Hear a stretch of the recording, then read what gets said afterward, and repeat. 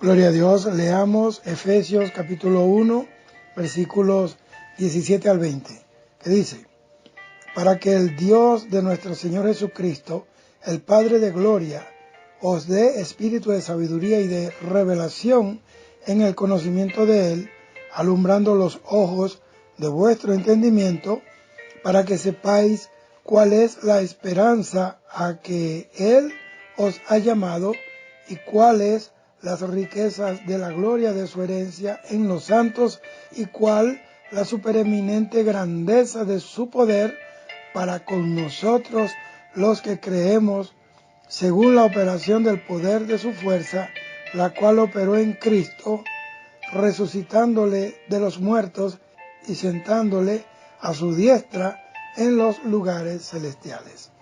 Gloria a Dios. Amados, quiero hablar acerca del poder que Dios otorga a su pueblo, el poder del cual es depositaria la iglesia del Señor Jesucristo. Habla para ustedes su hermano José Ramírez.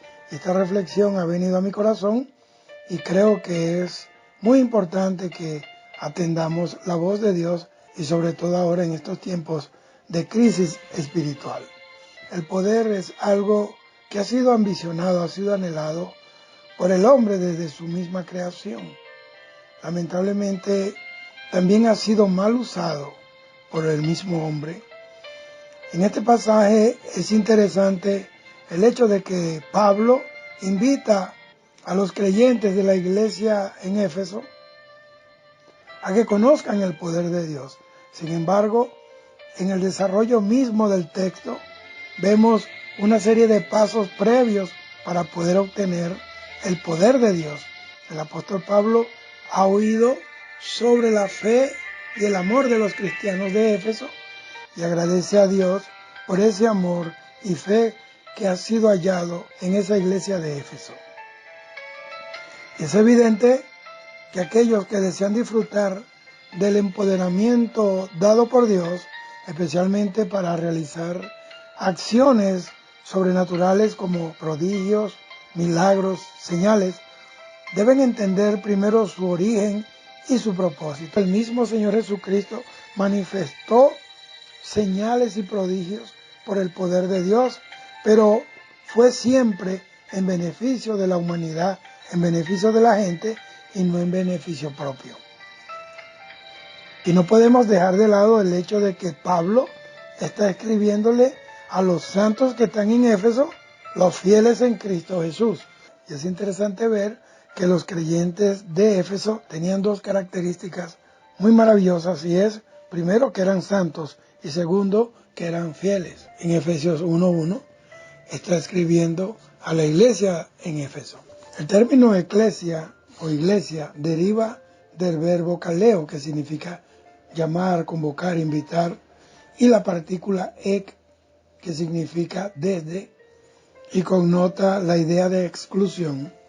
De ahí deducimos que eclesia es la congregación de los llamados de afuera, de los santificados para formar parte de una comunidad. Romanos 1:1 y 1 Corintios 1:1. El término hebreo kadosh, que significa santo, apartado, tiene la idea de tomar o apartar un elemento o una persona para la obra de Dios. En este sentido, los llamados, o sea, eclesia, tienen una connotación semejante. Llamados, apartados para la gloria de Dios. El adjetivo llamados designa la iniciativa divina en apartar a alguien para su servicio. Por eso Pablo lo usa para fundamentar el origen divino de su apostolado. Él dice, y yo fui apartado por Dios para el apostolado. Entonces, la idea del versículo 4 es confirmar que nuestra elección y vocación cristiana provienen del amor de Dios y no de nuestras propias habilidades. Dios, en su gran amor y misericordia, nos da poder para llevar a cabo su misión, pero Él da poder a su iglesia, a los santos. ¿Para qué? Número 1, para proclamar a Cristo. Colosenses capítulo 1, versículo 24 al 29. Estos versículos resaltan la acción de Dios en Jesucristo, que es la redención y el perdón de los pecados, y esto se hace a través de la sangre. En el Antiguo Testamento, la sangre era un elemento de sello del pacto entre Dios y los hombres. Eso puede verse en Éxodo capítulo 24, versículos 1 al 8, donde se concluye el pacto entre Dios y el pueblo de Israel a través de un acontecimiento litúrgico que es el sacrificio, donde se derrama la sangre de las víctimas como una señal de purificación y de expiación dentro del mismo sello del compromiso o alianza o pacto. Entonces, los dos actos que hace Moisés, rociar la mitad de la sangre en el altar y la otra mitad sobre el pueblo, eso significa que el pueblo le pertenece a Dios y ya es un pueblo de sacerdotes y santos para su servicio. Dios llamó a la nación de Israel para que la nación de Israel fuera su atalaya, fuera su predicador en las naciones cananeas, pero ellos no lo entendieron así, por el contrario, se corrompieron y se fundieron, se fusionaron con esas naciones paganas con las que Dios le prohibió mezclarse. Y la función y el lugar de Israel ahora lo ocupó la Iglesia de Cristo. La Iglesia nace de la sangre de Jesús como consecuencia del amor y de la misericordia como atributo de su gracia para con el hombre. La Iglesia viene a formar una comunidad de santos que fueron sellados a través de la sangre del Cordero y se proclama como una comunidad pura y redimida para hacer luz y comunicar la vida a toda la humanidad que está sin esperanza, una humanidad caída que está de espaldas a Dios, totalmente destituida de la gloria de Dios.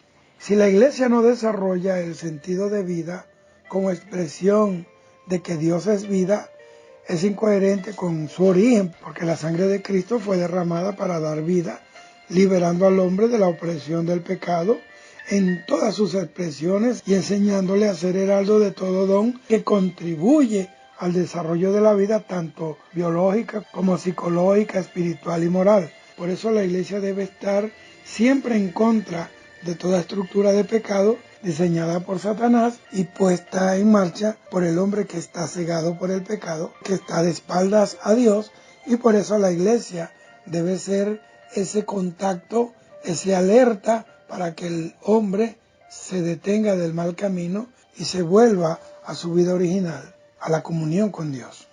Entonces la proclamación de Cristo es vital. Nosotros, como miembros del cuerpo de Cristo, tenemos el deber de predicar el Evangelio como lo ordenó nuestro Señor Jesucristo.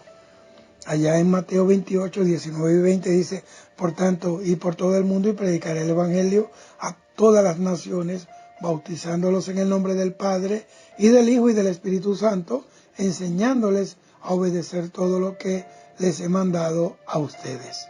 Aunque dentro del mismo cuerpo, el Señor también capacitó para el servicio a algunos como evangelistas, como lo dice Efesios 4, 11 y 12. Dice: Él mismo constituyó a unos apóstoles, a otros profetas, a otros evangelistas y a otros pastores y maestros, a fin de capacitar al pueblo de Dios para la obra del servicio, para edificar el cuerpo de Cristo.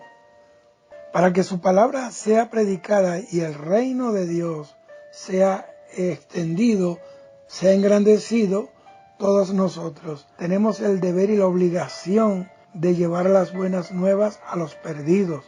Este deber está basado en el mandato de la Gran Comisión, en el ejemplo bíblico de los apóstoles y los evangelistas, quienes cumplieron con el deber que su Maestro Jesús les había encargado, como el evangelista Felipe en Hechos 8:4 y Hechos 21:8. Y lo segundo que produce ese poder de Dios es la unidad en el Espíritu. Efesios capítulo 2, versículos 11 al 22. Y precisamente en el versículo 12 de Efesios capítulo 2, el apóstol Pablo señala la fuerza unificadora del amor de Cristo, que ha podido incluso destruir la barrera que existía entre judíos y gentiles. En el versículo 14, Pablo llama a Jesucristo nuestra paz, o sea, la paz que unifica. De este modo, la diferencia abismal, ese cisma que había entre el pueblo de Israel y el pueblo no judío, es decir, gentil, es rota en Cristo Jesús, y esto debe ser tomado como un ejemplo de la forma como la iglesia debe ejercer su unidad. Es más, Jesús en Juan capítulo 17 oró al Padre antes de ser sacrificado en la cruz. Dijo: Padre, te pido que ellos sean uno, como tú y yo somos uno. Si alguien nos dio un ejemplo de unidad, es el mismo Dios. Padre, Hijo y Espíritu Santo son tres y a la vez son uno. Y a pesar de que son tres personas diferentes, están amalgamados en una unidad perfecta. Es decir, que Dios es el que nos da el mayor ejemplo de la unidad. Y Pablo siempre les escribe a los destinatarios de sus cartas en un lenguaje encendido, un lenguaje bien estimulante, pero ese lenguaje no era captado por las personas que estaban separadas por esas barreras inexpugnables de las distinciones sociales. Sin embargo, debido a su amor sin medida, podemos estar nuevamente unidos a Dios, y esta unión es origen y fundamento de la relación con nuestros hermanos. No podemos estar unidos con Dios si no estamos unidos con nuestros hermanos. El poder que Dios tiene disponible para su iglesia es para esto, para proclamar el mensaje de Cristo, para proclamar la unidad de la iglesia y para hacer luz del mundo y sal de la tierra. En un mundo que está cada vez más corrompido, más alejado de Dios, más lleno de tinieblas, que está sin esperanza y su destino es la destrucción eterna. Oremos. Padre, gracias te damos, Señor, porque el mayor poder se manifiesta a través del mensaje de la cruz, que es el mensaje de la reconciliación, que es el ministerio de la reconciliación.